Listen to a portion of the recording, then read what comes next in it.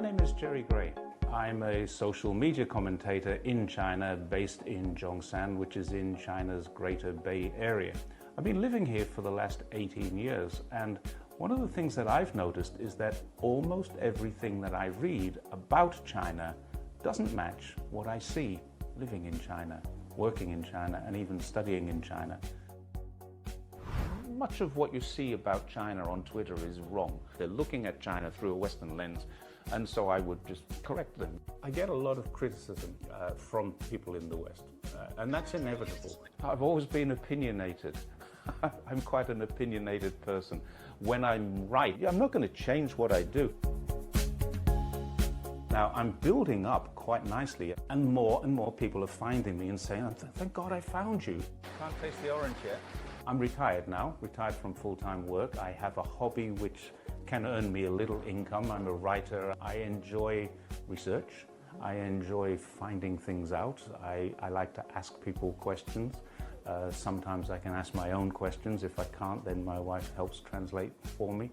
We travel a lot together and we meet various different people. And we rode from Macau to the border of Kazakhstan. We basically rode the entire length and breadth of China. And I have now 2 cycle trips through Xinjiang, one from east to west and one from west to east. And when I got into Xinjiang, a lot of people started to say to me, but you can't go to Xinjiang, or you're not allowed. And I would reply, no, there's nothing like that going on. One day we were running very low, just coming out of the desert, but it's 45 degrees centigrade. And we stopped at the side of the road. We met a lady there and asked her, where's the local shop that we can buy some drinks? And it's 3 kilometers away. She said, I'll take you. And she got a little motorbike with the trailer on, and she took us to buy drinks, brought us back, and wonderful. It's a Uyghur lady helping a foreigner. Why would somebody who is oppressed and persecuted want to do that? We tried to pay her some money for helping us out. No, don't be stupid. It was crazy to offer the money. And so all the best we got was a photograph.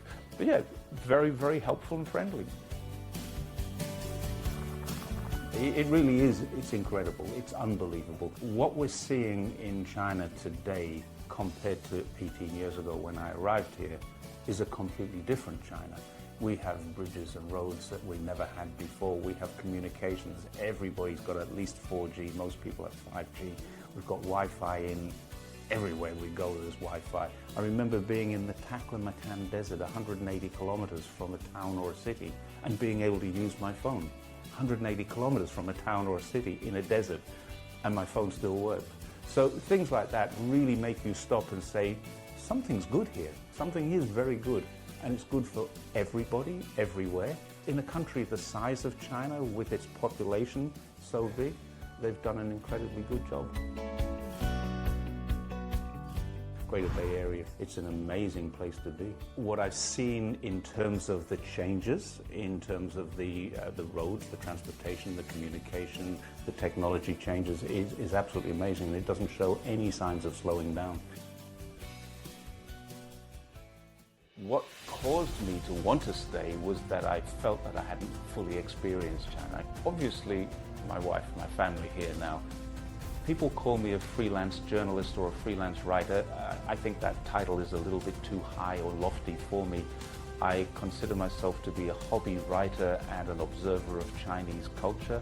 I'm a nobody. What I try to do is to tell stories based on my experience living in Zhongshan, traveling extensively throughout China, and just try and tell what it's like to be in modern China today.